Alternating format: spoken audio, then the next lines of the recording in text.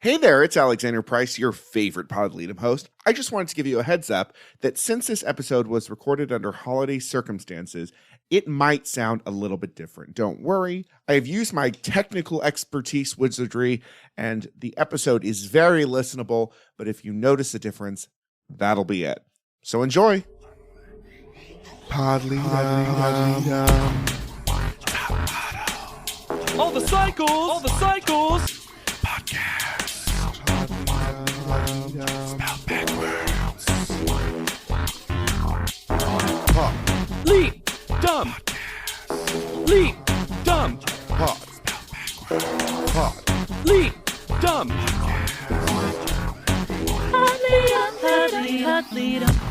Hello, everyone, and welcome to an all-new episode of Pod Lead'em. That's Top Model Podcast spelled backwards. I'm one of your hosts, J.W. Crump, and okay, so how does it feel for those who walked? I'm Alexander Price, and I tried. Didn't get it, didn't care.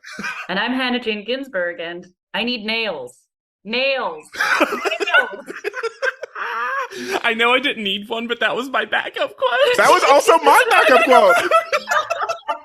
She's a trip from start to finish. Oh. And like I was saying, we're in Cycle 18, The British Invasion, Episode 5, titled Beverly Johnson. How did we get Beverly Johnson back on this show? For this little amount of time. But I retitled it The Girls Who Fly to Neutral Grounds.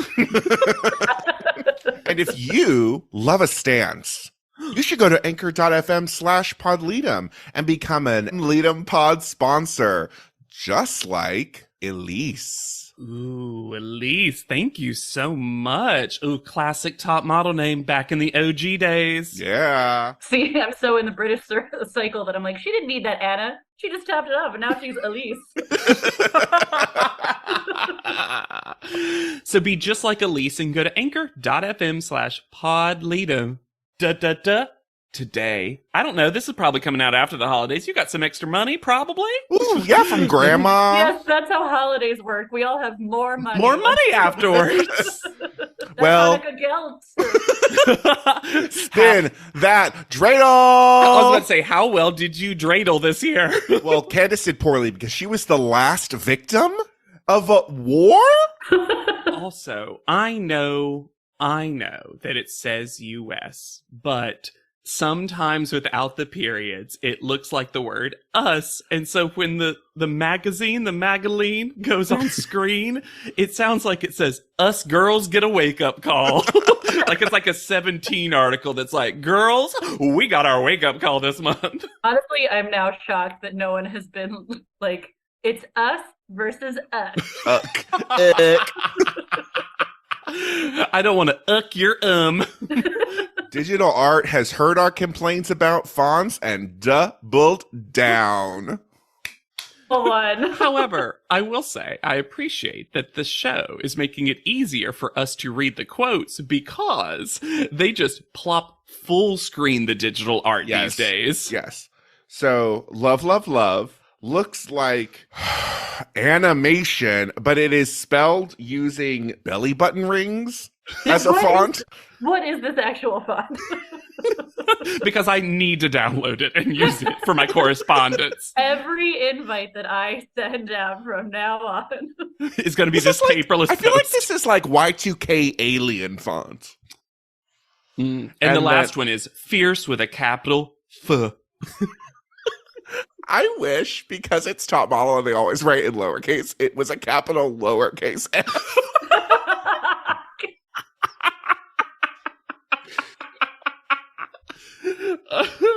Y'all, is Asbury secretly someone's dad? Just that round of applause joke, I was not expecting. And then we see some sweaters and some eyewear later. Uh-huh. And also, she doesn't know how the camera works suddenly in the talking head room because she is like half out of frame. This is also the start of no longer is Tyra Banks the person to impress. Nope. Now, all the contestants want As Marie to think of them as competition. It's all about as Marie. And I was like, wow, Sophie's obsessed. And then another person says it. And then later another person says it. As Marie has become the leader of Top Model Land. And I think that's a spoiler in another episode why she goes home. Too much power. We have a Tyra Mail. No, we don't. It's a Mr. J Virgin Mobile HDMI cable flat screen video app mail. Look, you have to celebrate production when they get it right. And getting Annalise and her accent to say, hey guys, there's something on the Virgin mobile phone, was the right way to go. Absolutely. The show has found what they have in Annalise, and they're really letting her do it. Before we get to this, I love also, besides everyone being obsessed with Asmarie, everyone's obsessed with Asmarie being happy, or at least expressing outward joy, because they're like, come on, Asmarie, you got another silver box. Why aren't you happy? And before we all run to the TV screen and find out how technology works, we can't not show Kyle in that suitcase once again. And then, okay, am I a crazy person? Or does it seem like Kyle maybe farted and was surprised by the outcome? Because the quickness with which she leaves the room. This is weird. I thought that she had lost something from her suitcase, but had decided it had to be in some other place. Like, she's like when I lose my wallet, I like run to my jacket, like, oh God, it's gotta be in the jacket. I don't know. It seemed like a bathroom emergency. We chronically decide that every time Kyle leaves somewhere, it's at a full sprint. Yeah. Doesn't matter what just preceded the exit. And Ebony has decided, speaking of Kyle, Ebony has decided that Kyle should have gone home because Ebony hates her. That is the whole reason. And then, listeners, viewers of this episode, are you ready for a mother effing tone shift? Because Laura starts a story that a few weeks, this story's timeline shifts a little bit from episode to episode, but I assume that that's because she has actually been talking about this for the first 4 episodes, but this is the first time we're seeing We're going to hear about it. I think you're 100 correct.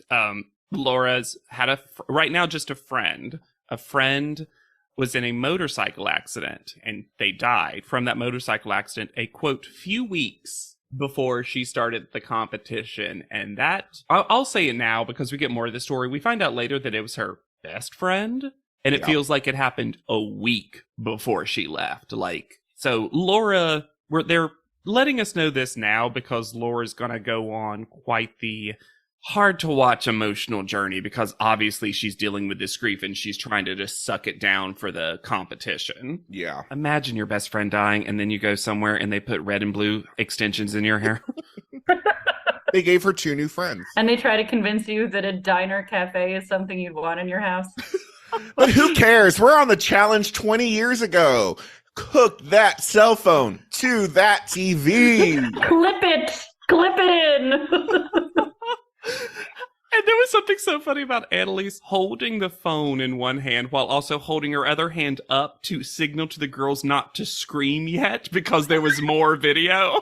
Also, I mean, I never had a Virgin mobile phone, but that little logo in the corner of Mr. J's video, did that happen every time you filmed a video on a Virgin mobile phone? This whole season is apparently sponsored by Virgin Mobile. Yeah, we've never had so much phone stuff from episode to episode. So Jay tells them, basically, hey, come up to Canada. We're here. This honestly feels like the panel was like, we need a little break and a little time to reconnect now that we have this new member. So we're going to send you to Uncle Jay in Canada for a week.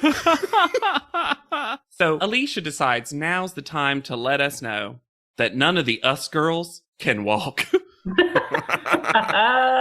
Because they're heading to Canada to participate in Canadian Fashion Week.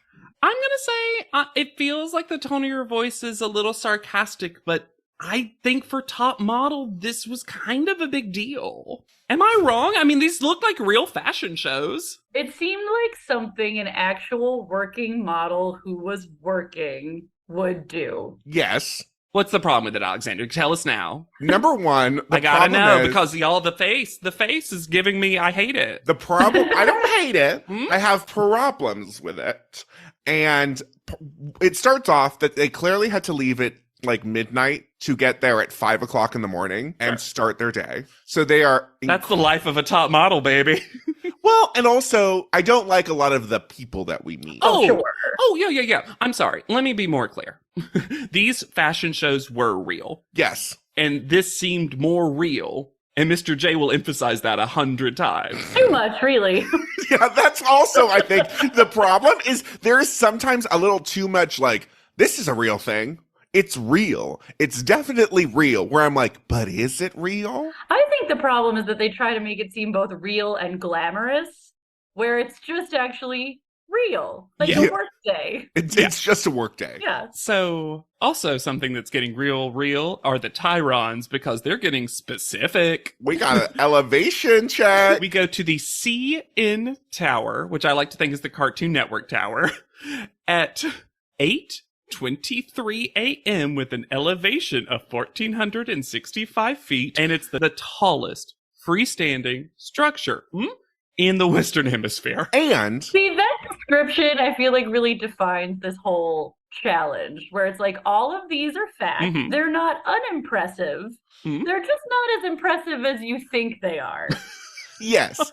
Also, I have some bugaboos with the Tyrons this episode. Number one, AM keeps shifting between AM and AM constantly. Well, it depends on the energy of the room, you know? Sure. Yeah. Mr. J says Toronto, Canada as a phrase at least So many 4 times. See, I took that as for these contestants' benefit. Like, we're in Toronto. We're in Canada, to be clear.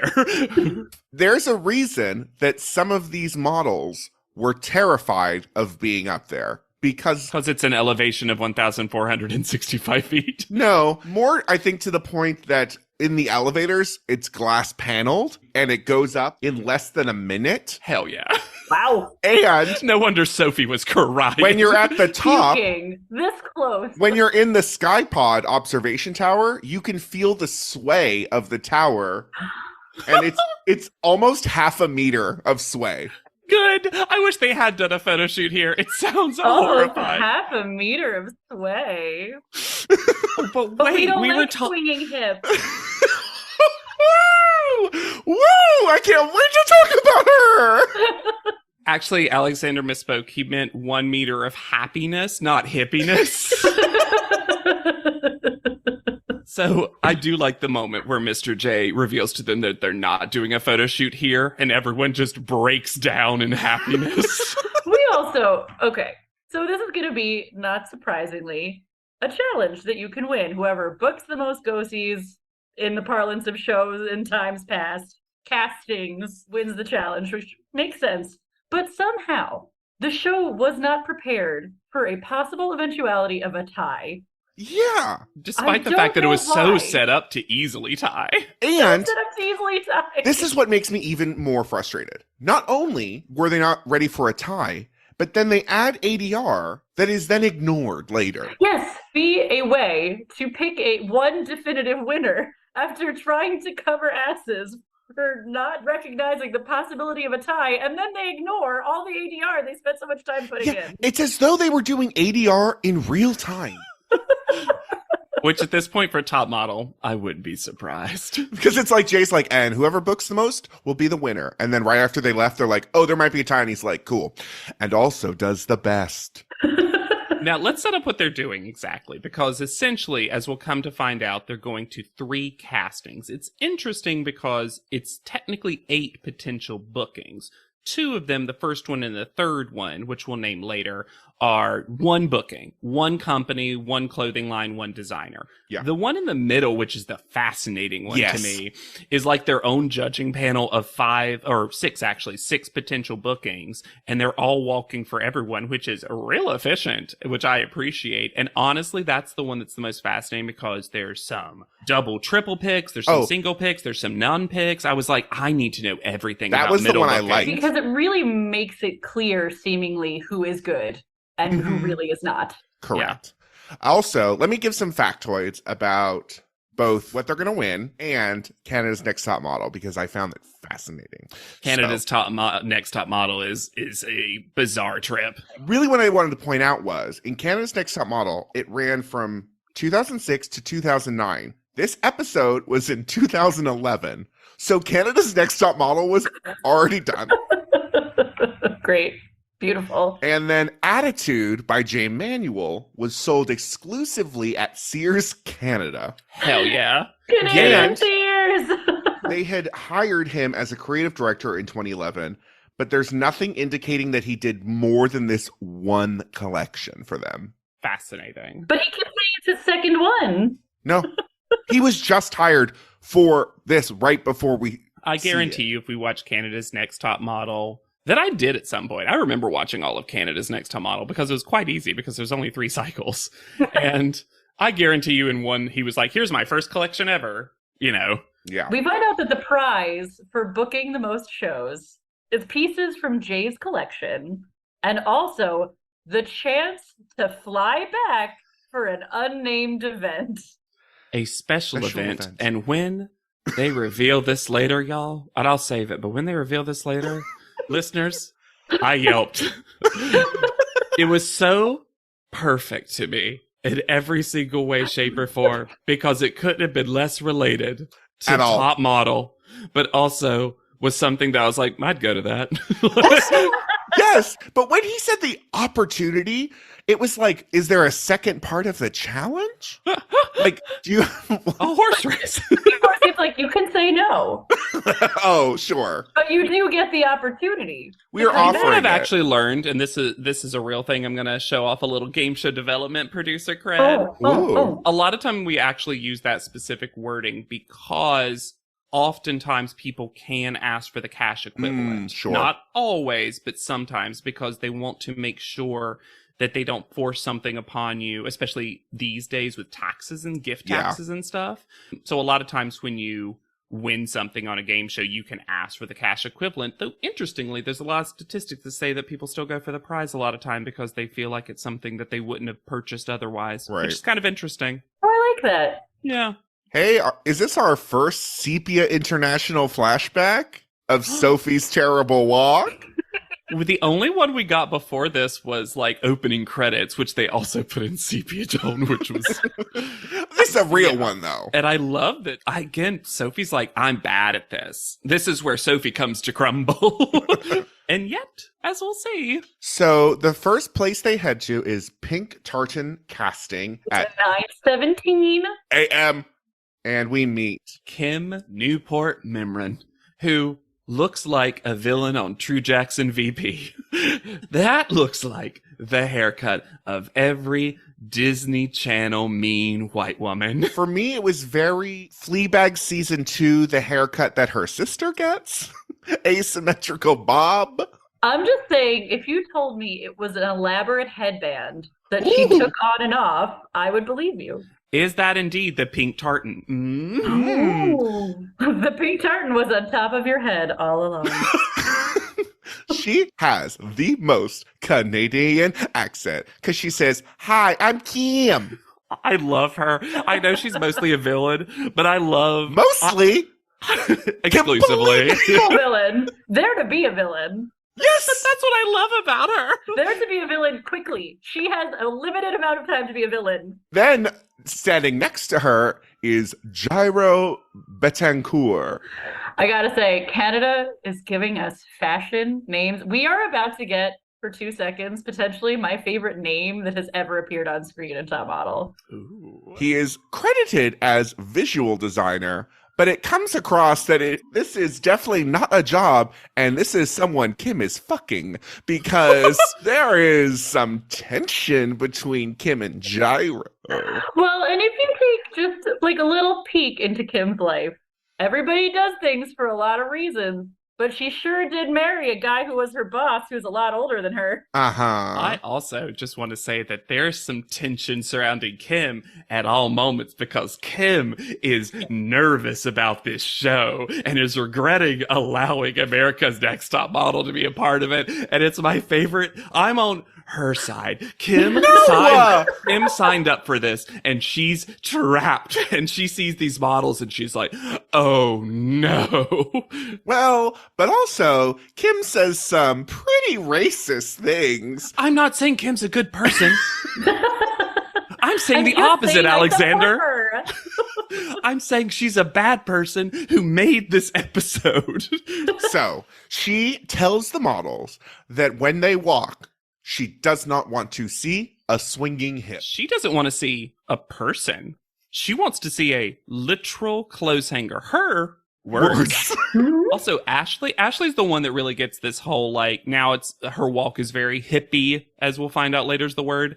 But Ashley could not have walked more straight. She looked like a rectangle moving forward. Well, they all start like flipping out. They're all like, I guess I have to like shuffle my feet. How did you feel about the reveal of Catherine's maroon bodysuit? I cannot get over this maroon bodysuit with stirrups. Also, And then ankle straps over the bottom. Also, America's Next Top Model, this is what maroon looks like. Canada knows. I just didn't expect it coming from Catherine. No. I don't think we've all been on board the Catherine train for the most part. I feel like I'll say it now because I made a note later in the episode. Catherine in this cycle, as we've seen her, for me, and this could be a victim of editing, instead of a purple edit, she's getting a maroon edit. She is nothing to me. Just in the sense that I think she's a fine model, fine contestant, seems perfectly pleasant. I can't tell you a personality trait about Catherine until the music video episode, which is more them telling me what I should think of her as. Well, and to watch her get so upset because she loves runway so much, or because she's... Catwalk. Yes. I was like, really? Okay, if you say so. Yeah, it feels like we're expected to know her British top model storyline. Yeah, but compared to the other British contestants, we have just gotten zero Catherine time. And I do think, I remember that the email that our listener sent us in said that she was part of a Mean Girls clique. So maybe she's trying so hard to not be that on the American Next Top Model cycle that she's just neutralized into nothingness. And I want to be clear, I think she's a good model contestant, but I just realized I don't know anything about her. Yeah. So more surprising than that maroon bodysuit to me was that Kyle is going to be the diversity hire for Pink Tartan. Because my God. She picks in the most obvious bias you've ever seen someone perform on this show. Laura and Sophie, the two blondes. Sophie's no longer pink-headed, by the way. Not at all. Not a lot, even a tinge. And Kyle as the diversity hire brunette. And they stand next to each other. And Laura has no extensions, obviously, because she wanted this job. And it's just so clear what happened. And it's like hilarious, especially, you know who it's hilarious for? I'm gonna make this point now. It's hilarious because everyone else seems real on board with Ebony. So why wasn't Pink Tartan? Mm-hmm. Yeah. I couldn't find evidence of overt racism from about Kim, but Canada has a not great relationship with it in the fashion industry in general. So she's just a part of that cog. So, and look, maybe it's just a terrible look. I don't know this villain. Maybe everyone else did have bad walks. It's just funny like when you line them all up. Yes, if I was like, and I'm sorry, wild swing, Kim.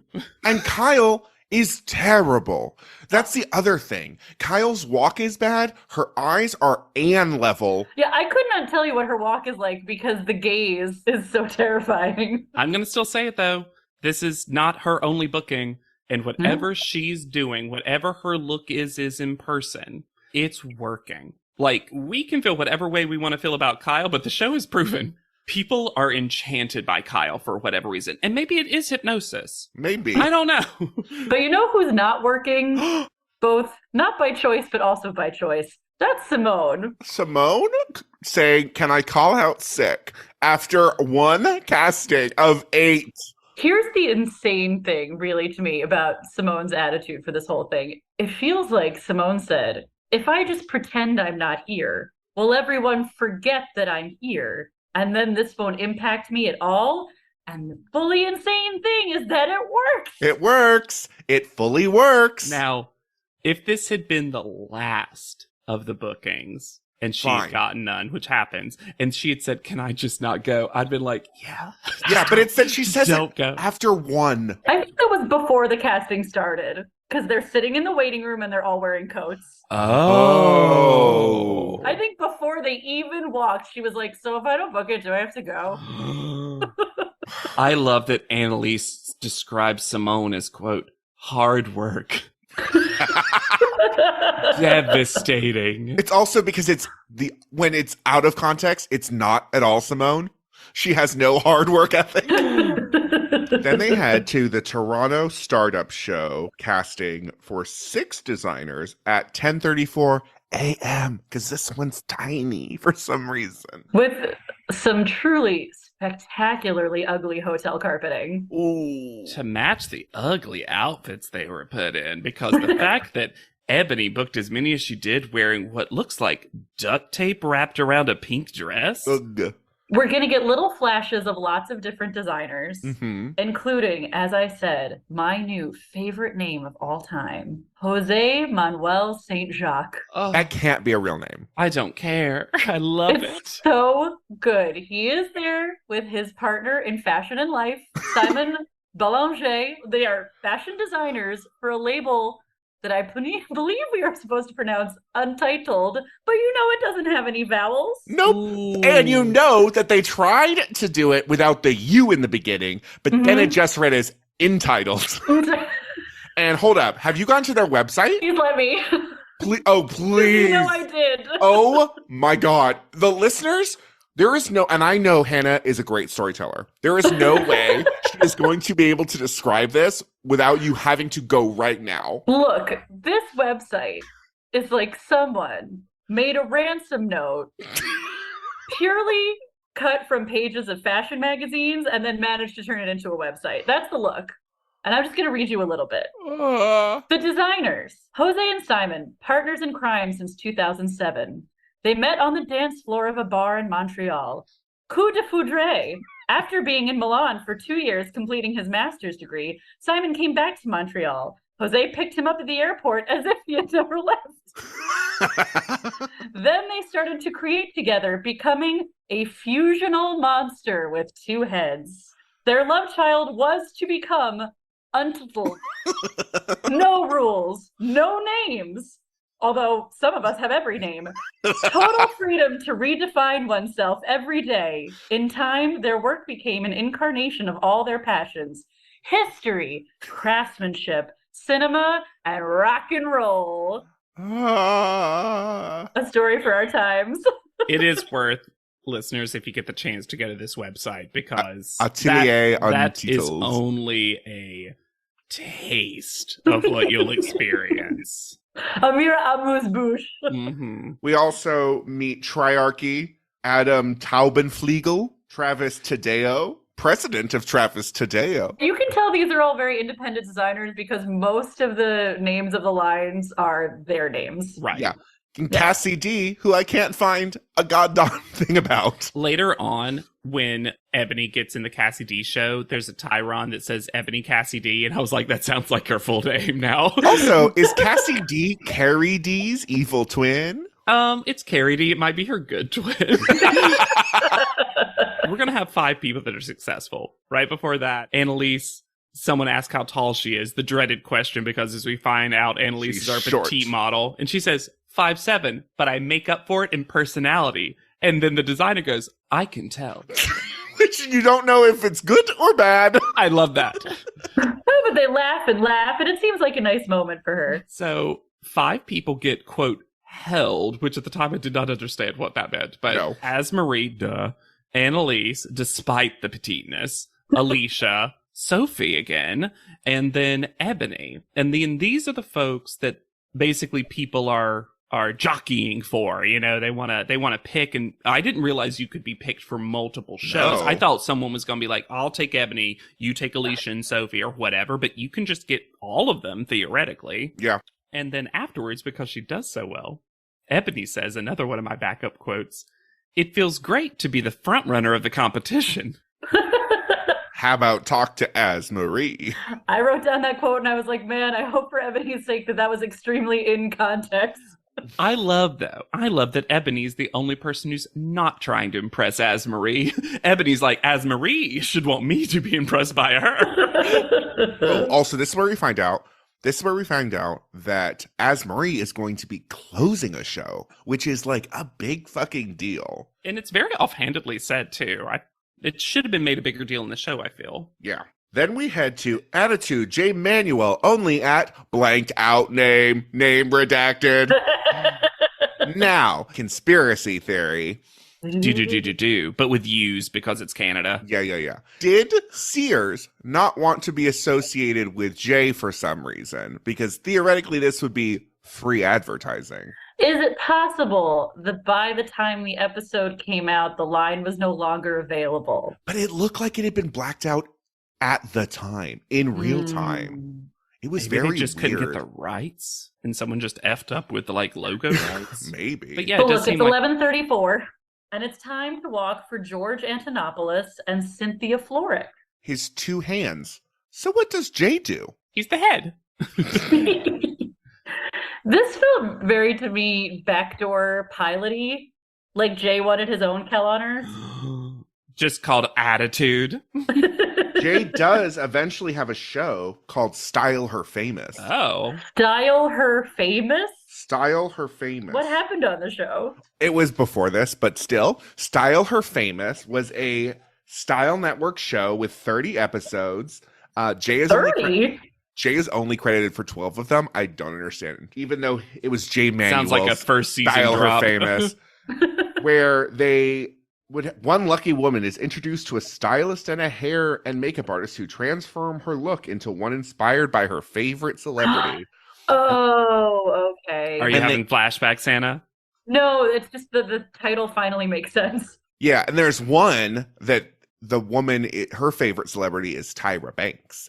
And they take her look from, what a skanky hoe, to Tyra Banks. And they are not subtle about basically calling her a prostitute. Do you remember that show on MTV where they would pick 3 people and make them over into one pop star, and it was a competition, and then at the end the prize was to remake one of their famous music videos? Yeah. 2 people from my high school competed on that.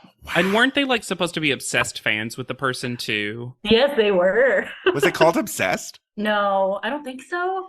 Do you remember what celeb your friends? Oh yeah, so one of them was Britney Spears, and she won and got to do the "I'm a Slave for You" video live in front of the TRL audience. Fantastic. And the other one was Jessica Simpson, and she lost. I love a Jessica Simpson pull, though, because also, what's that makeover? Just blonde? Yes, Jeans. it's Jessica Simpson's own line of extensions. Yes. Also, Cynthia Florek's Tyron, out of context, is the wildest thing. It just says casting for Attitude.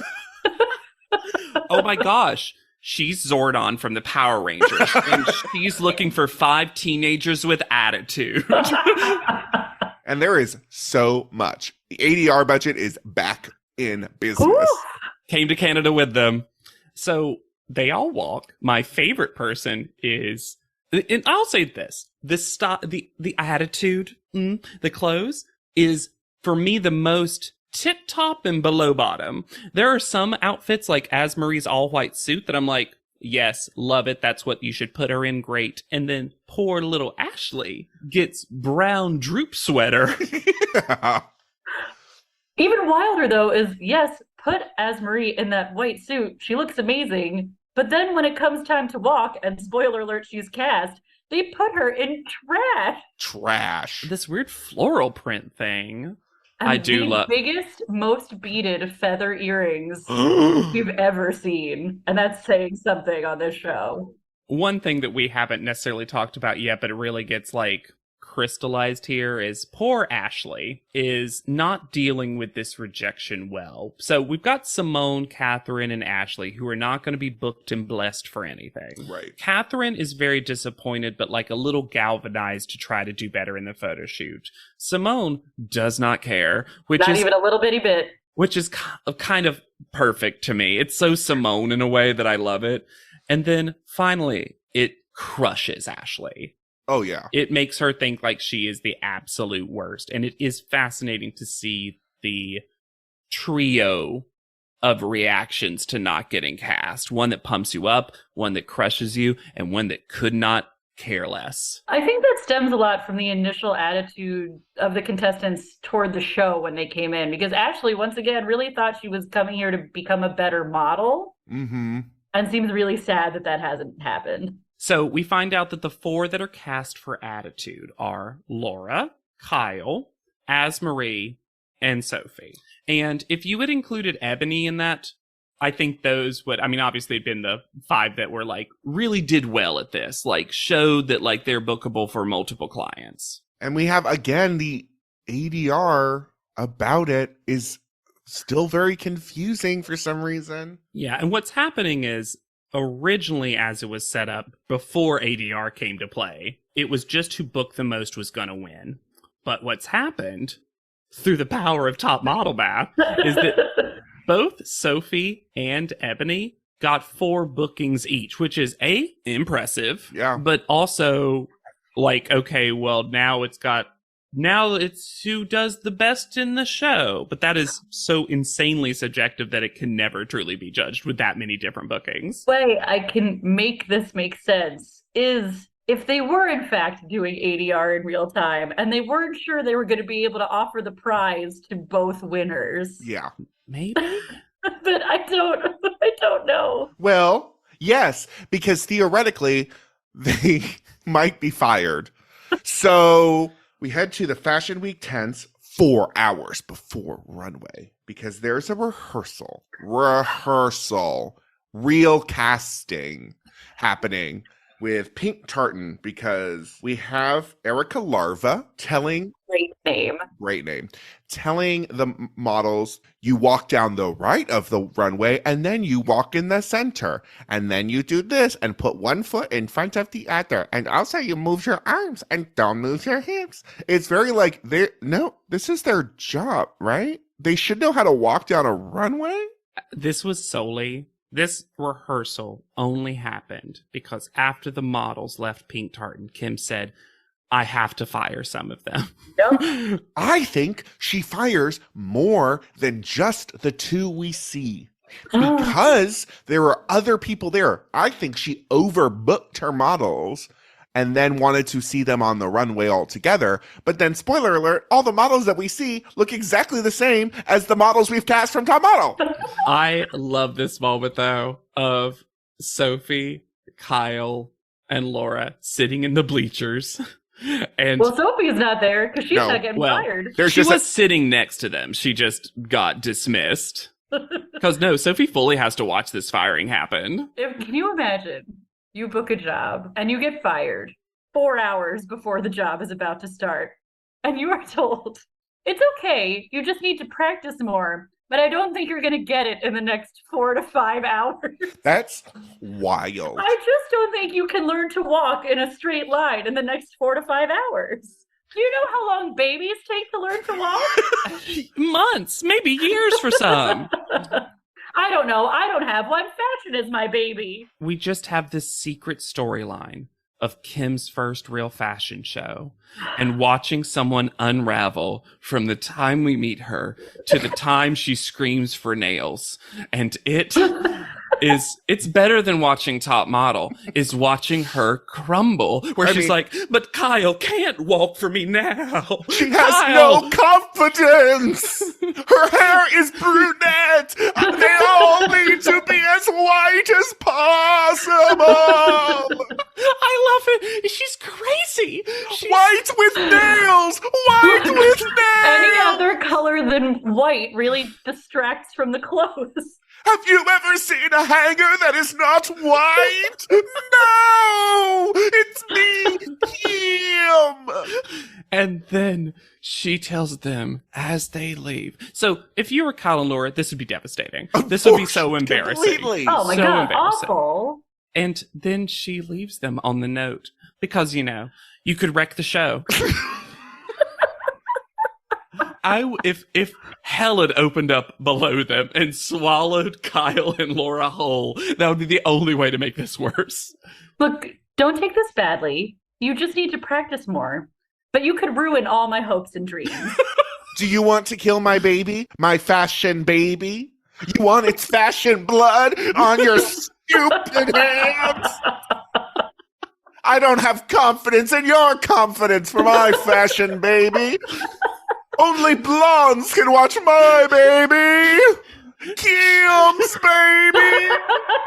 She really puts aside that whole Canadians are nicer trope. Kim said, I immigrated from somewhere meaner. So then we get a final count for how many things they booked. Sophie 4, Ebony 4, Asmarie 3, Alicia 2, Annalise 2, Laura 2 minus 1, Kyle 2 minus 1, Simone, Catherine, Ashley, goose egg. Yeah. Which I appreciate that there is like a clear delineation because it is like from 4 to 3 to 2 to 1 to 0. Yeah. And then Mr. J, maybe for the first time ever, decides that he's going to have a nice moment with a contestant and really try to build them up. Except he picks, of all the contestants, Simone. Because he says, oh, Simone looks so sad and dejected, when really sleepy. Right? Sleepy. Bored. So he goes and gives her a very sweet pep talk, to which her response is, Mr. J basically gave me encouragement, and I mean, I get what he was saying and everything. Has a person ever been less impressed by someone's efforts to make them feel good? What is wild is, spoiler alert, she ends up taking this advice because she acts like she's like, ugh, well, telling me to be happy, that would have booked me things. And then she's like, I guess I'll try it. Oh, it worked?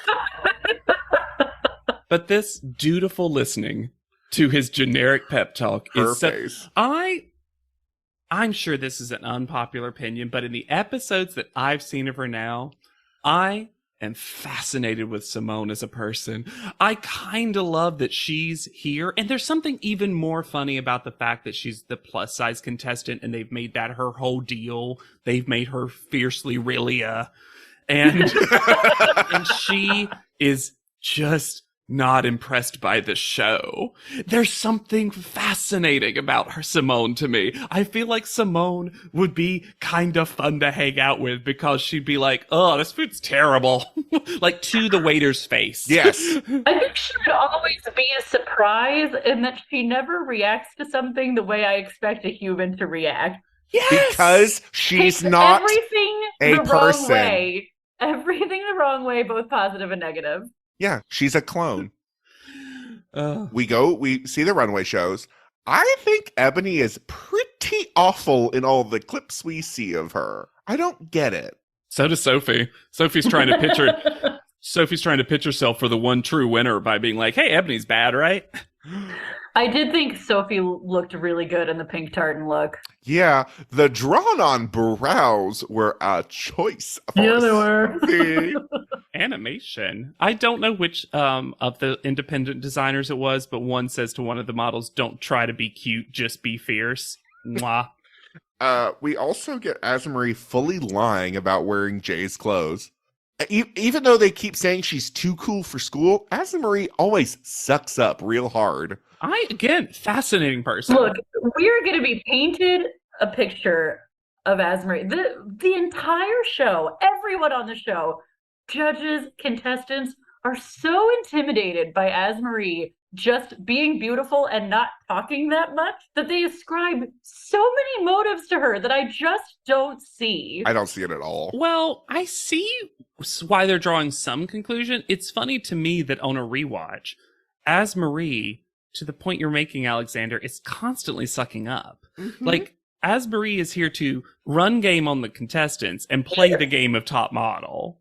And it's kind of fascinating how her journey ends because she still, in the next episode, still plays game.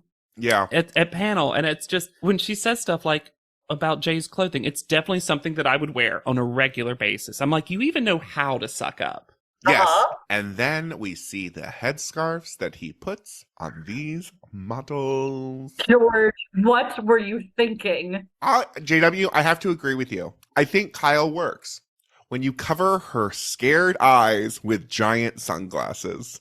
Is it truly just the eyes with Kyle? Oh, Because Yes, you and the clearly, monotone, the Yeah. flatness of the voice. I just find both of them more intriguing than the two of y'all do, because I like that I love, again, this, just like as Marie and Simone, I love the juxtaposition of they're trying to make Kyle one thing and she's just not that Sure, thing. I guess it's fascinating. But for me, it's that, like, despite all evidence, Kyle is so un-next door, but then they keep being like, "Oh, see? A next door kind of girl." And you're like, what? And so it feels like they're trying to gaslight me into believing she's next door.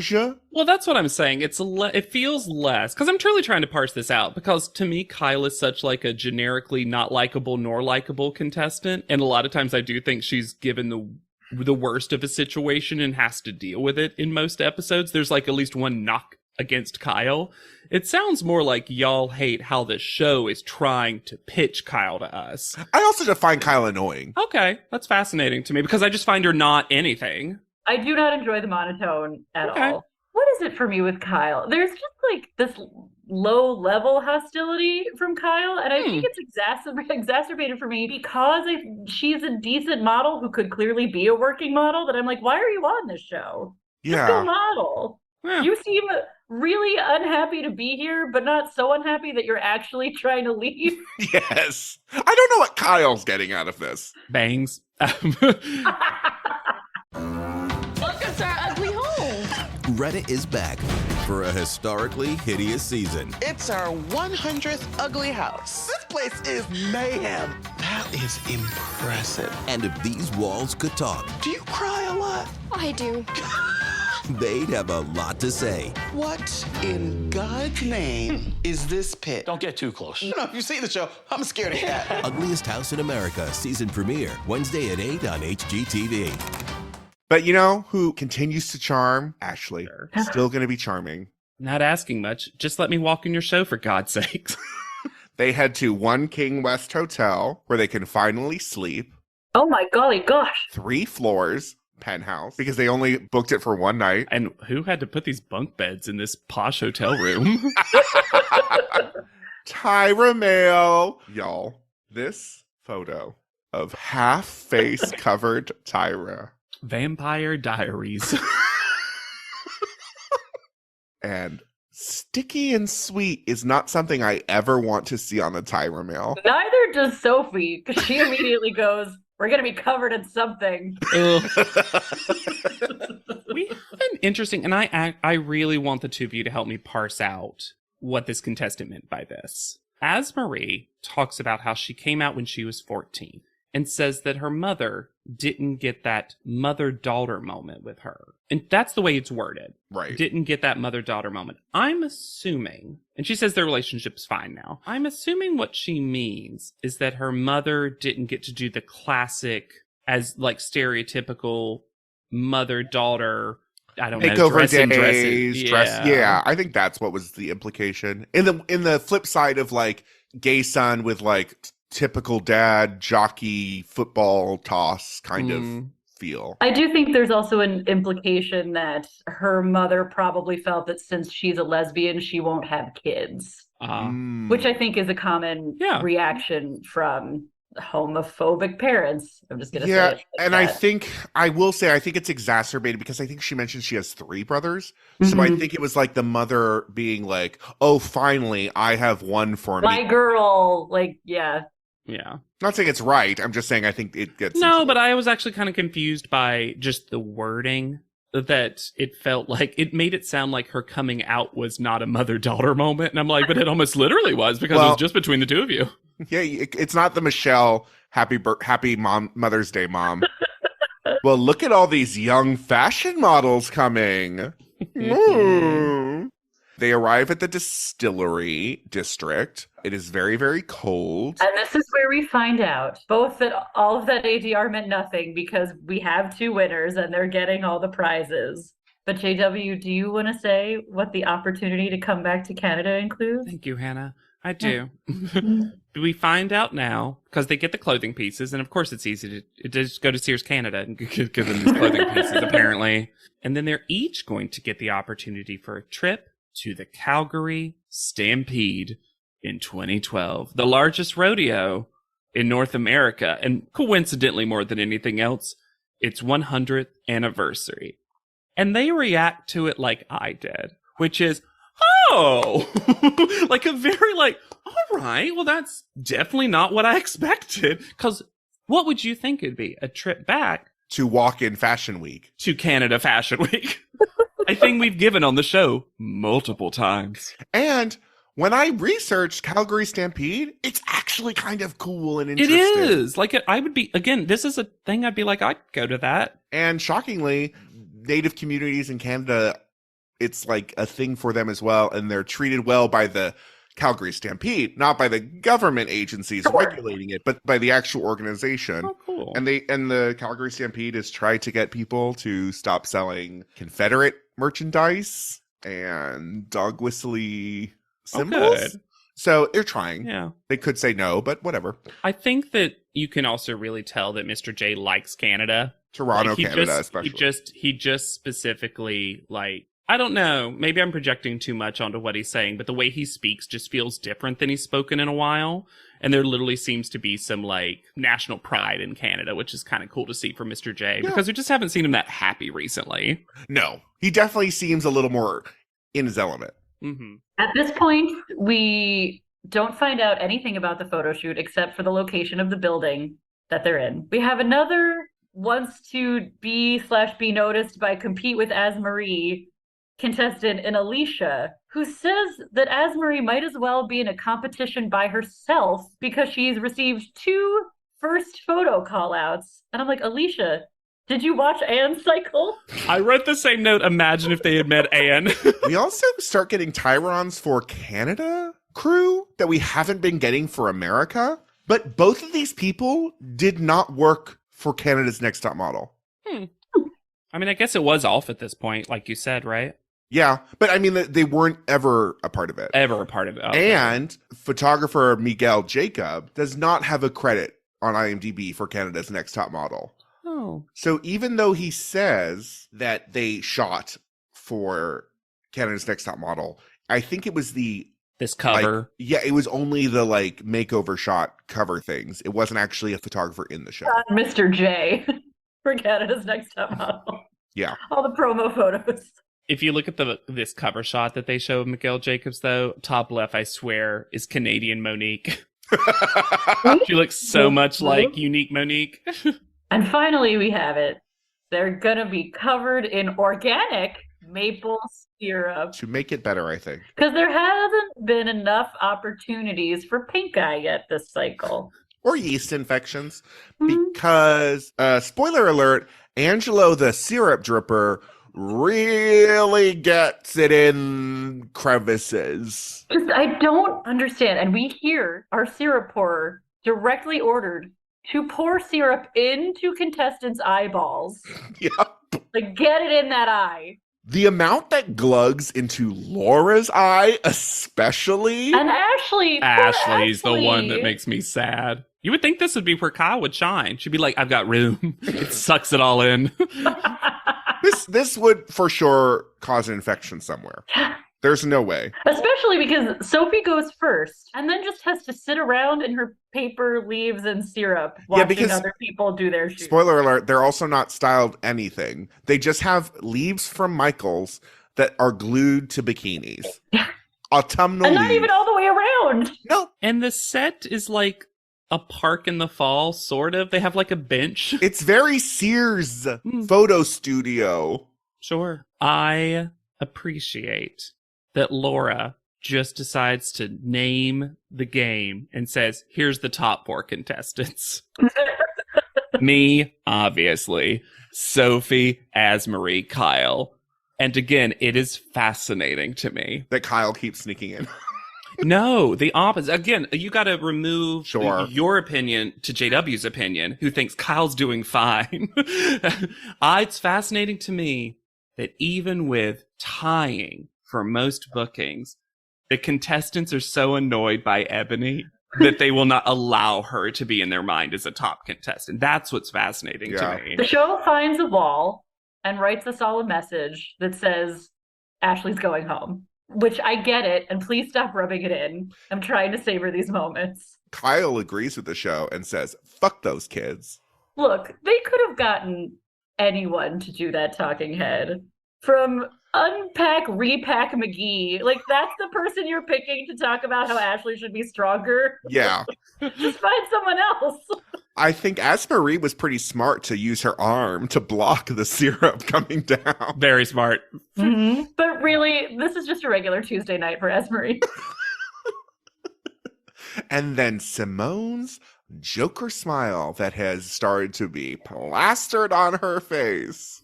She's being happy, Alexander.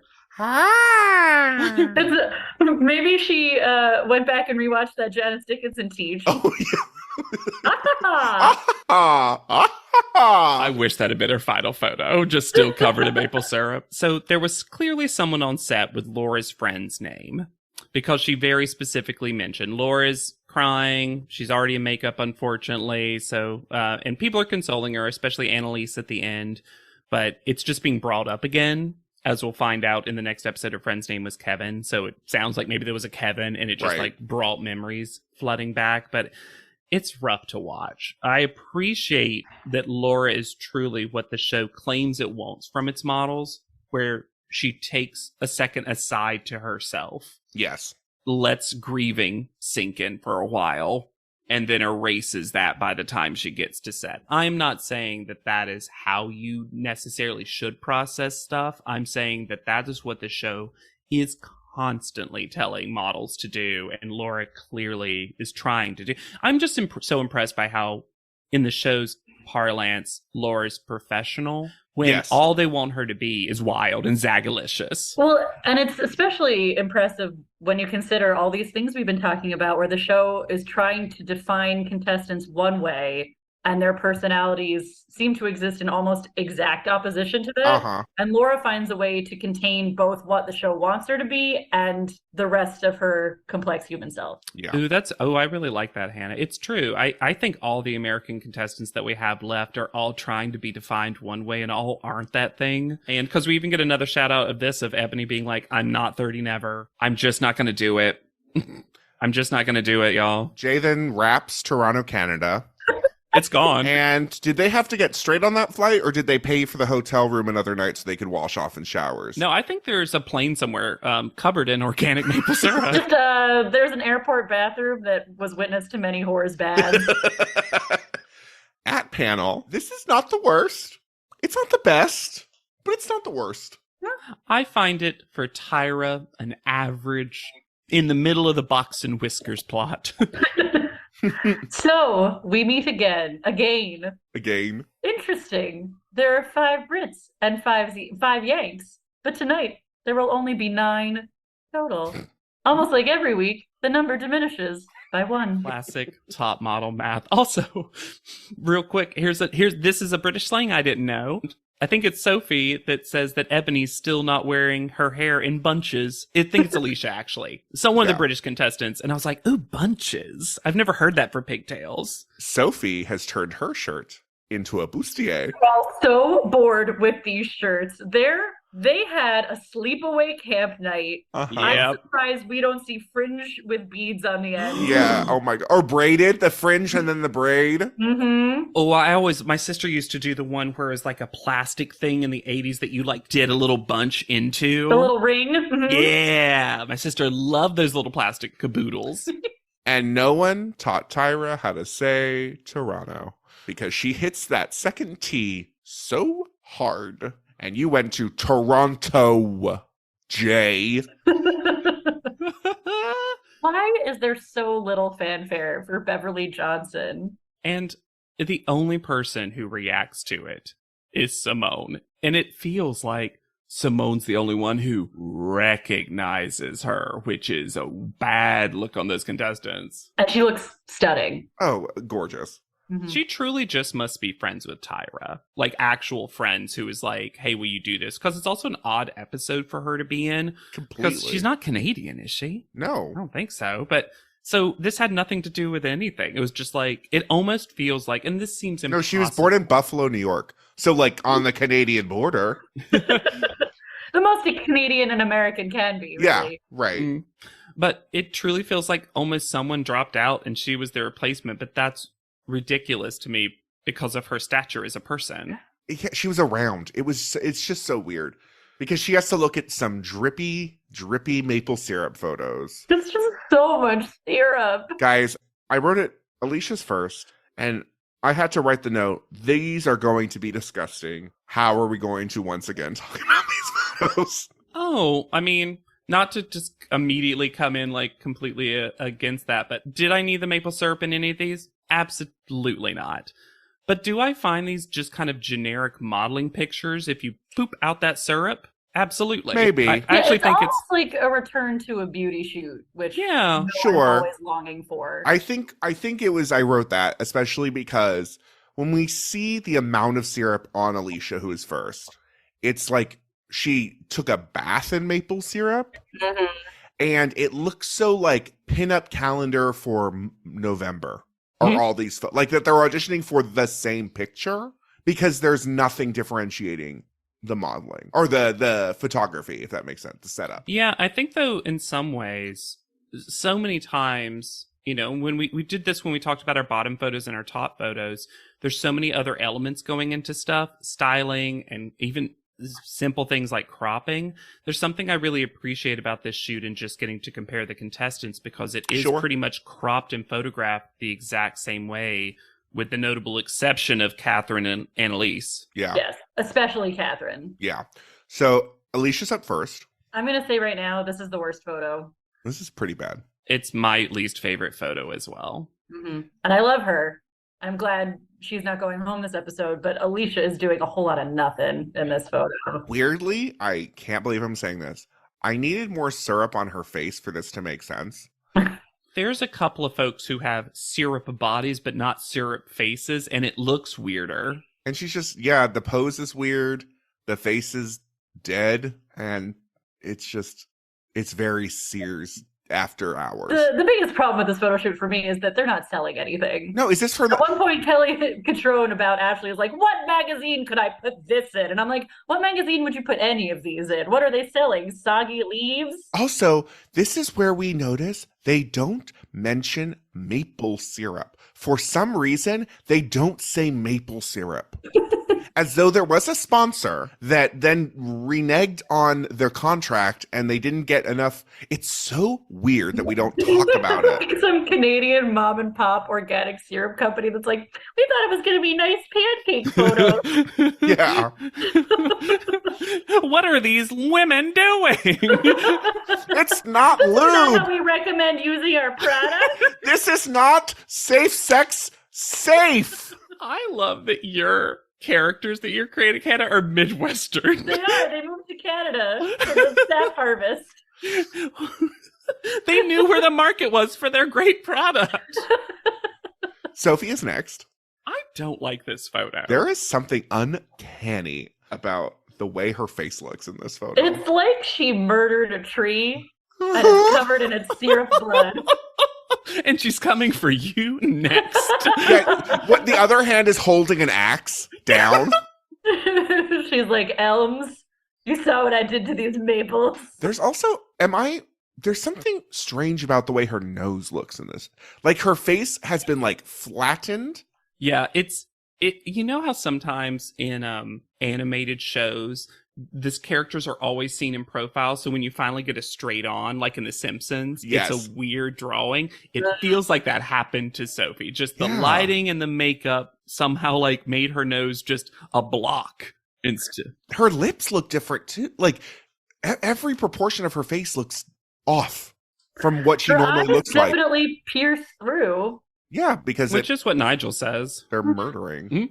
It's a new look for her. This would have been my other bottom two photo, though. Mm. It's also not dissimilar from the pose that Alicia did. Yeah. That one arm in the front is very strange. The dangling arm. Dangling axe arm. Yeah. Axe arm, yeah. Yeah. Catherine is next. Before we get to her photo, I want to talk about...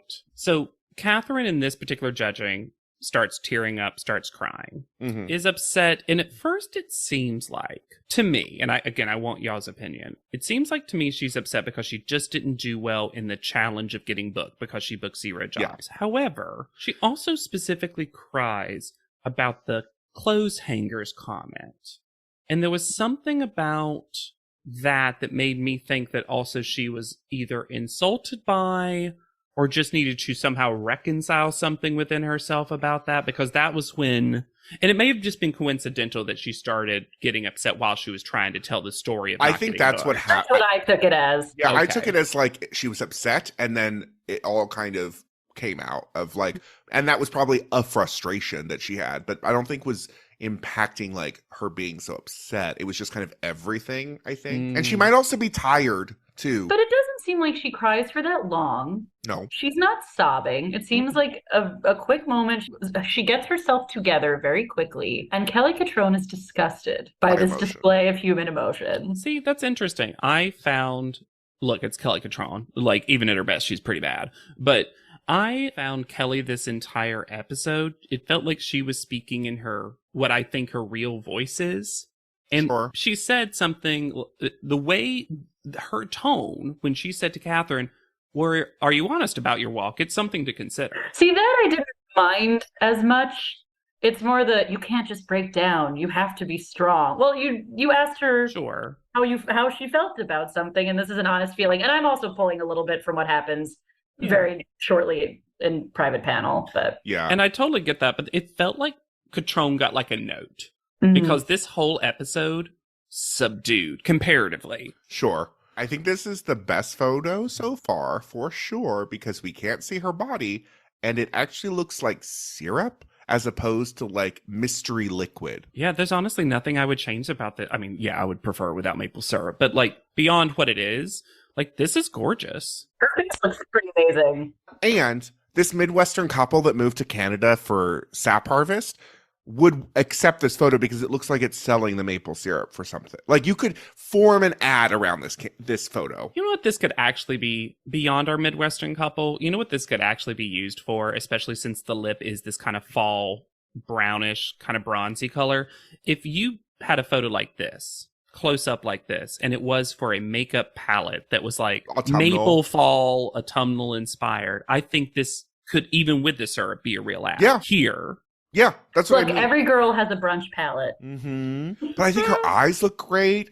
I Mhm. think even though her mouth is pretty thin-lipped, I think everything works. And like you're like, oh, is Catherine a beauty model? And she looks very powerful. Yeah, Yeah. I love this shot. It's my top shot of the week. yeah. Mhm. Ashley is next, and we can't leave Ashley without making fun of her accent one more time.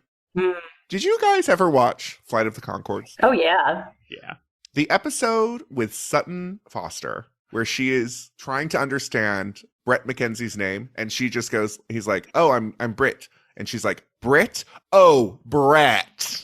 Is the way they treat Ashley here.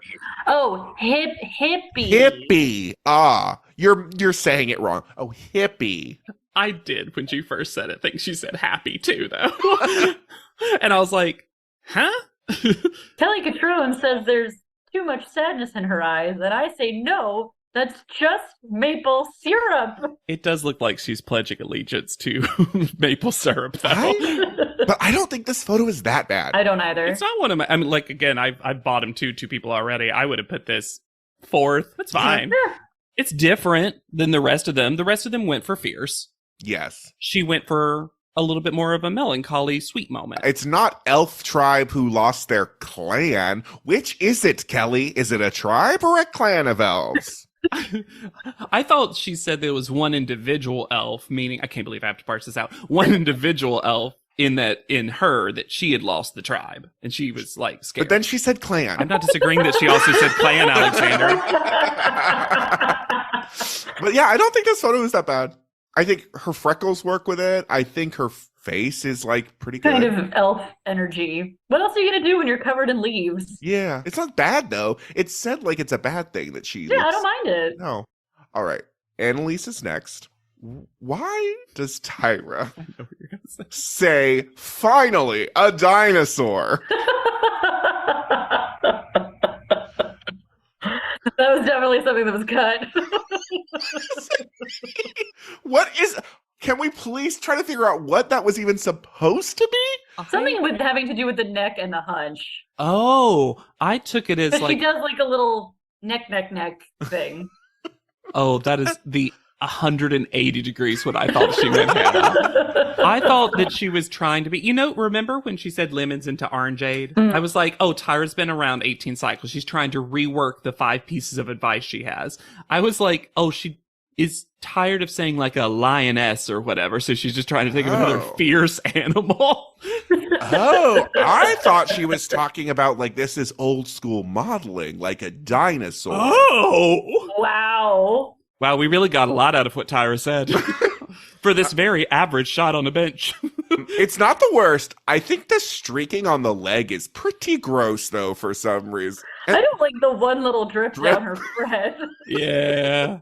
Also the drip on from her arm. I think her face looks pretty great. Yeah. They talk about her bone structure and how it's similar to Beverly Johnson, and Beverly Johnson agrees, which would be a pretty amazing moment for Annalise, I would think. The only problem with Annalise's reaction to stuff is because she's pretty joyful as a general thing. She also seems to act equally joyful when something really big happens for her, like Beverly Johnson complimenting her. So it's my like one little thing about Annalise that makes for kind of a dull experience is every time you say anything to Annalise, she's professionally cheerful. Yeah. But yeah, it's fine. It's better. I think it gets points for being different, but it's still kind of as you said, middle of the road photo. It does kind of look like she's rising out from like a sea of maple syrup, which is kind of cool. I like it more than y'all do. I think this is really quite good, and I like that she's showing growth. I mean, I think it's definitely getting better for Annalise. Yeah, for Annalise, I think it's one of her top photos for sure. Mm-hmm. Laura is next. I can't get over how much Kelly Catrone dislikes this photo. Right? And she even eventually says it in private panel that Kelly can't get over that the rest of everyone likes this photo. And I think it's pretty darn good. And it's also kind of interesting because you see this big swath of maple. And it looks like maple syrup. Right. Kelly also makes the choice to congratulate herself for intuiting Laura's trauma. Oh my fucking God. Now you're the queen of emotions, Kelly She's Catrone. like, yeah, I knew it. I could tell. Good job, Kel. That's what I'm saying. She got some note that she was like, got it. Emotions. Understood. We can't have them all quit. Got it. Kel on Earth is done for the day. Laura, let me tell you what's wrong with you. But once again, I think Laura handles herself so well because she answers Kelly Catrone's dumbass question about that like perfectly. Yes, she does. I love it. And if you haven't seen it, basically they're talking to her about the Pink Tartan show and getting like released from it. Tartan, as Tyra says. Tartan. Oh, okay. I thought I had said it wrong. Tyra has never said tartan before. Tartan. Tartan. You can't correct pronunciations when I talk because it's usually my mispronunciation. Laura, she says, look, I think it was her baby. Villain Kim is who I'm talking about. I think it was her baby. And if I thought there was someone who was going to mess with my baby, I would have also told them to leave. And it's so real. And when we talked about this in past cycles, it puts some onus, but also some like empathy towards the designer / stylist, towards whoever, which the panel, especially Tyra, loves, eats up. It also makes Laura seem empowered in that moment where she's like, yes, I'm giving space to the designer. Yeah. A very smart way to do it. I wrote the note, Kelly appreciates Laura's story because it proves Kelly was right. Exactly what I said. I was like, oh yeah, the thing that Hannah said.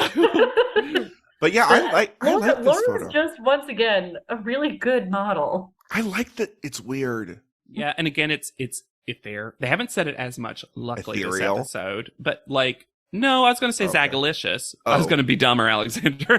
Truly, is that it's still a little like it's her thing, which is different posing. If you cropped this to her arms, I think you could, once again, like Catherine's photo, I think you could sell this photo for I agree. A campaign. Kyle is next, doing nothing. Her eyes aren't quite as bugged out as normal. Yeah, this is not my favorite photo of Kyle. And I do, obviously, I'm not on the Kyle train, and I resent every time I have to defend her, which I will, because often, yes, things do get put on Sure. Kyle that she wasn't really doing. But she is a good model, by Yeah. and large. This photo is not doing it for me. No. This was the weird thing for me where I saw this and I was like, uh-oh, Kyle's in trouble. And then the panel likes it. I'm like, guys, Likes it. I can't follow this. Being on the Kyle train, Hannah, is a bad experience because they're So constantly bumpy. switching the tracks. I am in, you know, the trolley problem. That is what being on the Kyle train is like, where every time I'm like, but now's when I'm not on her side and everyone else is. Guys, we're Is we're this running some over. regularly scheduled maintenance, or did you just announce it? Bing bong. That one straight arm and the one like all straight it's like a Barbie doll. I don't know. And it also looks like she got messy while eating something syrupy because of the way that she has like a Hannibal of Lecter beard of style it. mask on her face. Weirdly, don't think the hairstyle is doing her any favors. No.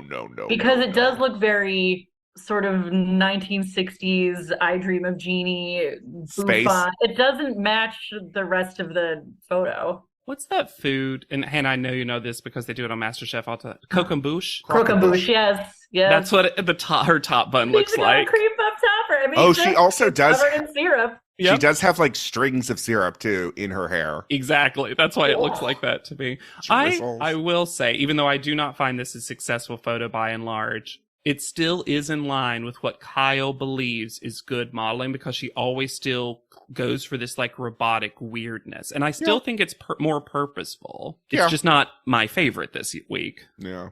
Asmarie is next. As Maurice, first of all, she does a cute little like Dance. hammer walk kind of dance up, which is Well, charming. anytime Ashley does something cool, it will be taken as a personal attack by the judges. Yep. Very true. But this is so gorgeous. I also, if you're gonna do the maple syrup thing, I like that in this one it's just dripping off of everywhere. Yeah. If you're gonna do it.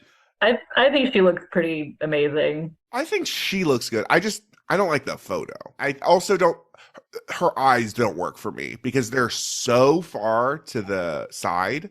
If you kind of zone out, it looks like you just have whites of the eyes or like someone photoshopped her eyeballs out of her head. I don't mind it. I guess I think because she's doing that sort of with her whole body, it creates direction for the photo. I'm into it. I didn't need Kelly Catrone's chica, yes. I did not need Tyra's extremely heteronormative bring all the boys to my maple booty, and Asmarie also really didn't need it. No. Yeah, her face told 1,000 stories. Asmarie's like, I'm a lesbian. How many times do I have to tell you? How many other Lesbian. contestants do I have to hit on before you realize who I am? Call me Les Marie if it helps. I also want to put a pin in this comment for our two guest judges next episode because they came to remind us that Asmarie is attracted to women. Simone is next. And there is zero discussion of how she booked 0 shows. Very different Zero. experience than it was for Catherine and Ashley. Yep. I have a conspiracy theory. Do. I think, edited out, obviously, there was a discussion, and they were like, you didn't book this, that, and the other. And someone was like, yeah, huh? But she did it with a full smile on her face. Yeah. I Yeah. didn't. So we're going to show my photo. It's going to be one of the better ones.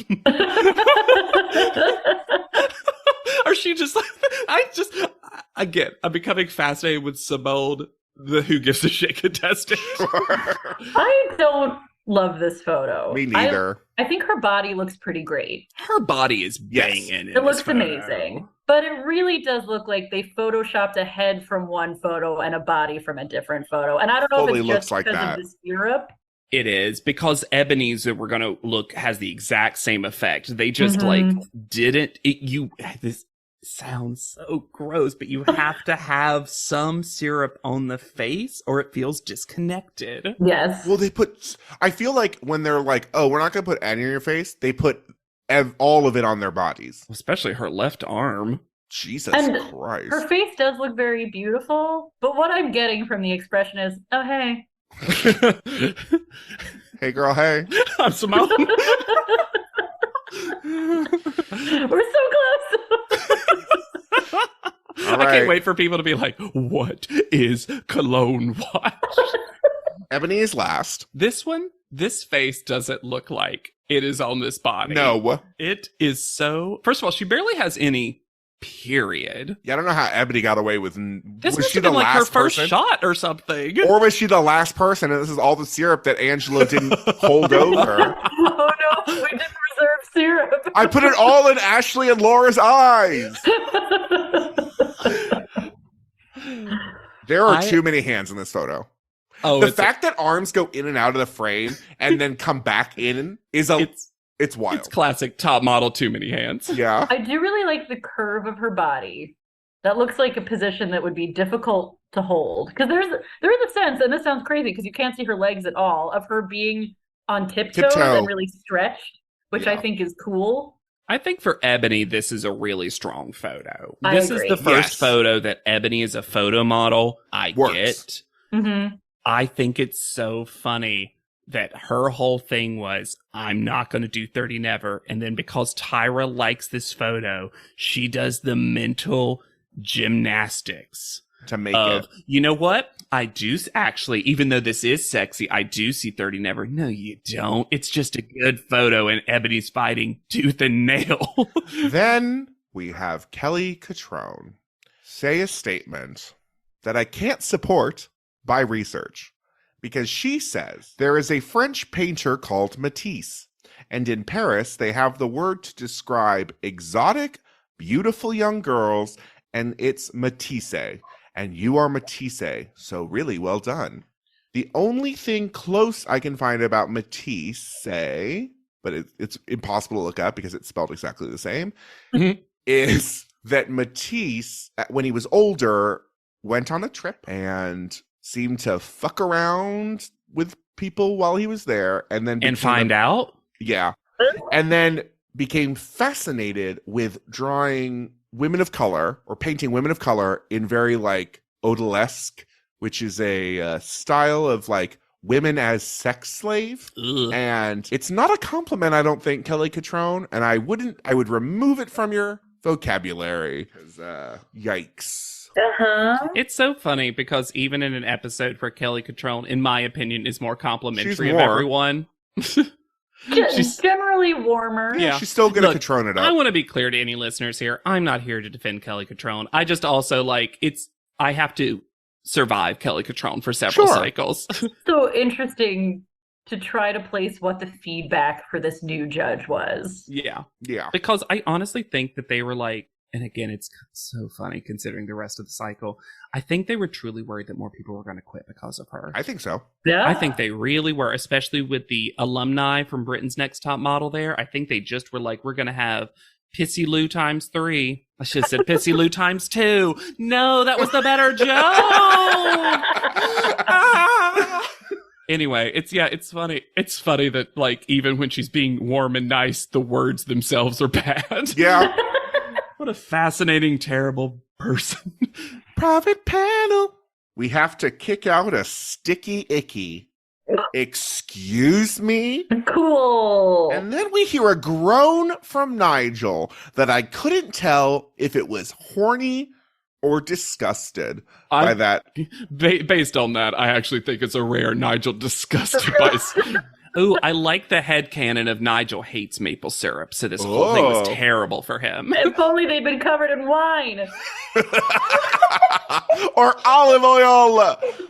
He is also disgusted by Catherine's display of human emotion because he said that she was a wretched mess in front of them. It was so normal. Such a normal amount of being upset. And, you know, again, we're gonna always wade through the waters of what Top Model currently finds appropriate and not appropriate. But in the past, they've said, let out that emotion in front of us. It's okay. This is a safe space to do that, especially Yeah. when you failed one of our tests. Also about Catherine, Nigel says that this would be great for an eye campaign. And I said, if this is used for an eye campaign, something has gone very wrong. It's the one piece of makeup you really can't see. Also, Tyra just yelling, plus, plus. Nigel and Kelly both hate Annalise for having the kind of personality naturally that the show has been trying to force on contestants for years. Mm-hmm. Oh, when we said cover girl personality, we didn't want it. Also, Kelly thinks that Catherine is too smart to be a model, right? That's the indication. Yes? Maybe. And then she says, as though this is a normal phrase, the publicist chooses the photo to send to companies Or magazines? What do you do every day? I get less sure of what a PR maven does from episode to episode. I'm telling you. I know what PR is, but is Maven actually a real title and none of us know what a Maven does? That's so Maven. Mm-hmm. Falls under the Maven's purview. Also, how does Kelly Catrone dream at night? Because she says, Okay, we have to all settle for this because This is clearly something she's been talking about yes. nonstop. She says, sometimes I wake up and have dreams of her, Annalise, talking. So she wakes up in dreams? also, even if she said it correctly, which is sometimes I have dreams of Annalise talking and then I wake up. What? Good? Bad? Because she seems to like Annalise. She's all on board for Annalise as the best presenter that's ever presented. So, like, she clearly And thus hates Annalise for being good at it. I cannot figure out the emotional journey that Kelly is on by herself. Yeah. Then she says about Kyle, Barbara Eden Avatar. I understand Barbara Eden. I do. I get the reference. I have no idea what the fuck Avatar has anything to do with it. Because they also put it, like, it's the movie is being referred to here. Not an avatar. Like a profile pic. Or like you're standing in. You're like a avatar for a god or something. Or for a entity. Huh. It's wild. I don't understand what she's just saying words now. I find it interesting. So, trolley problem, Kyle. Now, positive Kyle for a second. I find it interesting that all the women judges love Kyle and Nigel doesn't. And I think that's because of the long-standing thing we have seen that if it's not someone Nigel is sexually attracted to, he does not get her. And because Kyle is a full tilt weirdo in all of her pictures, he's like, I don't get it. And the rest of them are like, model. And he's like, model? Well, someone that now he's super horny for. His horny face, when talking about As-Marie, stays on for 6 or 7 frames too long for my liking. Yeah, all the frames really I didn't need. Now it's As-Marie is too cocky, which once again, I'm like, is it just because she's cool and doesn't talk a lot? Well, now Nigel's having like fantasies about her dominating him. It's like this. And then speaking of Kelly Catrone bringing up problematic painters, Right? she doubles down on the Matisse reference by pulling in Paul Gauguin, who is infamous for going to Tahiti to paint and, in the parlance of the time, having a colonial marriage with a 14-year-old. Yeah. Oof. And then I wrote my worst joke ever, which was Ebony is Tahiti never. Not someone we should be bringing up in the context of a youthful, as you're pushing so hard, black model. It's so gross. Matisse, exotique, Gauguin girl. Fuck out. It is someone who is aware enough and has done zero investigation of anything. Yeah, I was just about to say, it feels like the kind of person who skimmed a sentence about that person and did not do any sort of deep dive before making a reference like that, which is dangerous in general for anyone talking about someone in raw. Also, these are unprovoked references. Yes! She's trying to sound, I think she has gone and like, I need to be more knowledgeable. I think I need to have some kind of fashion cred. Yes. I need a little Andre Leon Talley. Yes. Yeah. I've seen paintings. Yeah. We learn that the yin to rock and roll's yang is tenderness. Another great top model range. Emotional. Cool. So, call out order. Ebony is first. Did y'all catch As-Marie's full double take when Ebony is called first? Yeah. Yeah. Oh. Also, wow, the British contestants cannot get a first call out. No. And also we get like descriptions when everyone comes up for some reason this time. Does Tyra realize that the runway's too long and she has to cover? Also, this call out is the most vocal from everyone it's ever been. Tyra's lost some control. Full Yes. call and response. Well, that's the problem with Asmarie. Yep, because now, When you yeah, care exactly. about impressing Asmarie more than you care about impressing Tyra, she loses control of the room. Oh my gosh, Ebony walks over to Asmarie to get her photo, and she's like, "Oh, sorry." No, Ebony would never. Ebony would. It was the worst example, but like, So Ebony, great photo, tied for most bookings. As Maria's second, great job. Will the second be a British or an American? Be a British? The Brits, no. especially Alicia and Annalise are just like full head shakes. Now, this guessing game that's occurring. Sophia's next. Well, and this time she was like, "Is this one a Brit?" And they all go, "No," and they're like, "Tricked you." Why are Kelly and Nigel doing jazz hands when Sophie walks up to get her photo? Oh, to me it looked like, because when Sophie gets second runner up, there's a full cheer from the British contestants. And I saw Kelly and Nigel do a little bit more of the wavy hands, like clapping with no noise kind of thing. Oh, gotcha. Yeah. But I just think it's funny that we are cheering for third. It's also fascinating because Tyra says basically that Sophie gets called third because she booked 50% of her gigs. And then our next call out is Simone. And they're like, "It was an amazing photo. Have a great day." And Simone's like, "I will." No, she even, you both missed it. Simone walked up and said, "I didn't book anything." She gets that picture, balls it up. Woo! Toby.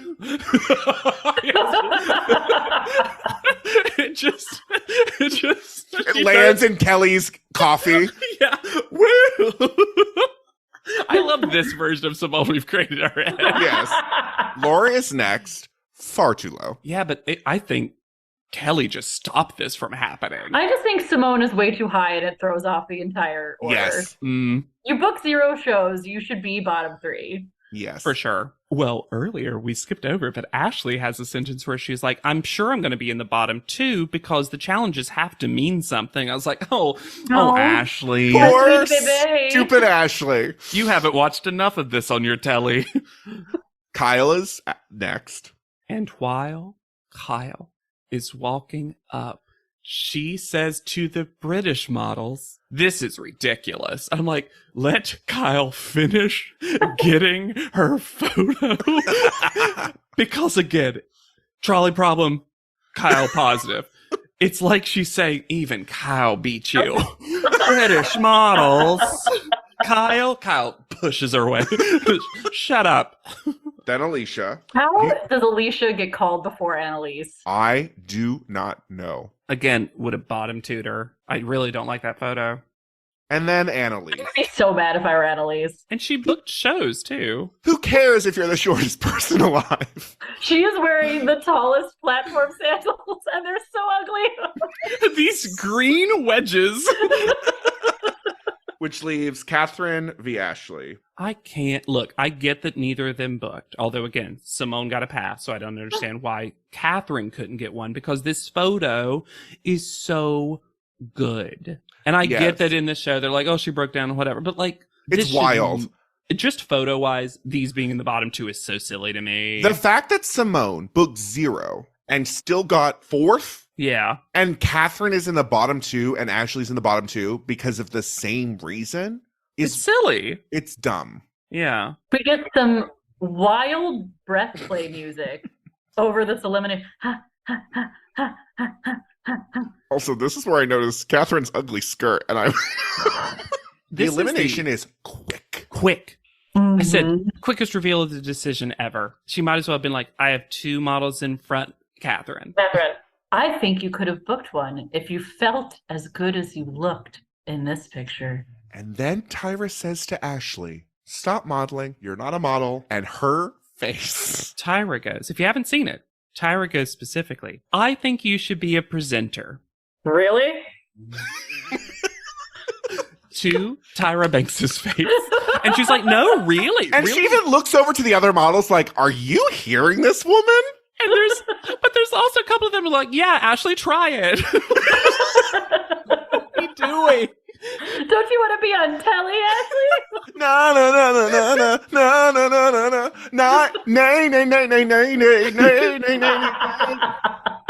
It is so fun. But Tyra basically tells Ashley that she's ugly. Yes! She's like, you've got a great personality and kids.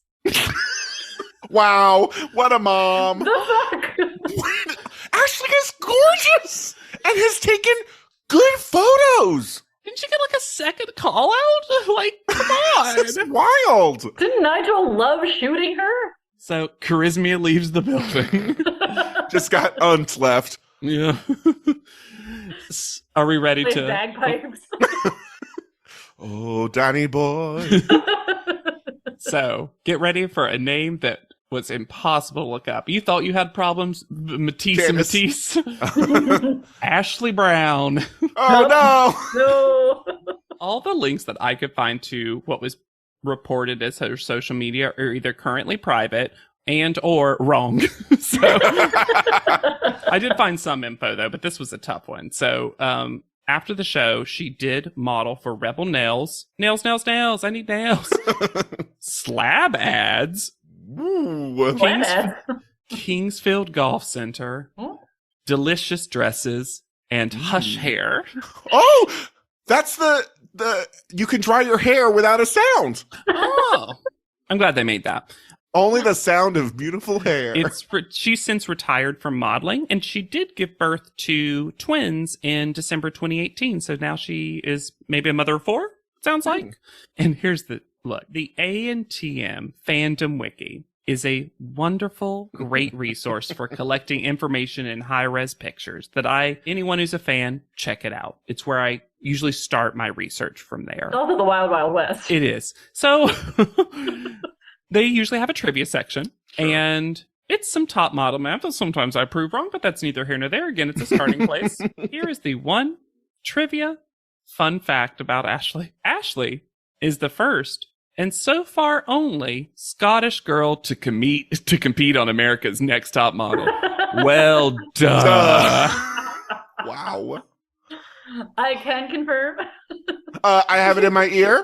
Yes. So far, only one.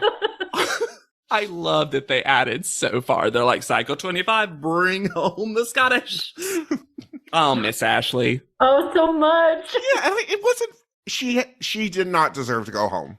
No. Nor did Catherine. But like, It feels like the show. I bet, I'd be interested to watch her cycle because she did have a great both outside of panel and inside of panel personality.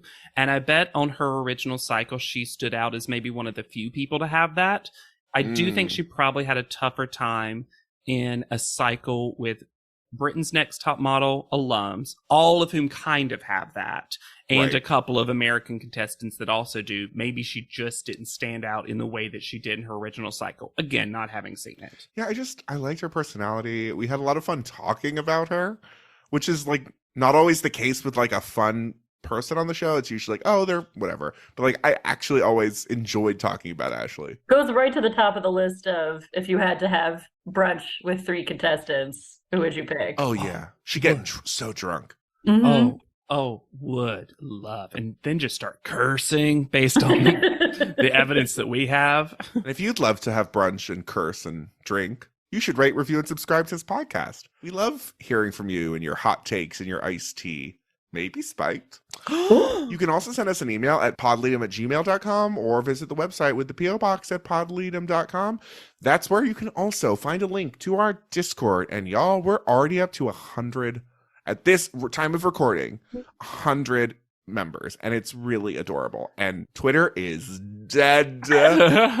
No, if you still are on Twitter and post about Yeah. us, use the hashtag podlead, and we appreciate it so much. But the Discord, I want to give a shout out. We I guess hired's the right word, Yeah, but hired. we selected a few mods who, and I just want to, shout them out. Thank you for helping us because again, we wanted this we'll be in and out, but we'll mostly be out of it. And we want this to be a place for y'all to discuss And if you're looking for a place to start, you're like, again, Discord's new for me, whatever. Once you sign up, there's a couple of different categories. There's a couple of different message boards you can use. And I think the latest episode one's always a really fun one to chat about, especially Wednesday, Thursday, Friday after our episode comes out, because you see other people's opinions on their favorite moments from the episode or their favorite photos and things like that. You can find me anywhere at Yet Charming. Come say hi on Instagram at Hannah Jane Ginsburg. And I'm on TikTok at JWCrump. Okay.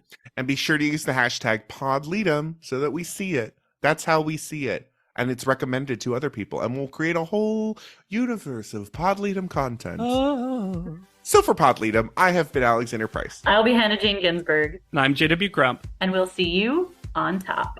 PodLeadum is not endorsed by America's Next Top Model, Tyra Banks, 10x10 Entertainment, or any of their subsidiaries. It is intended for entertainment and informational purposes only. America's Next Top Model and all names, pictures, and audio clips are registered trademarks and copyrights of their respective trademark and copyright holders.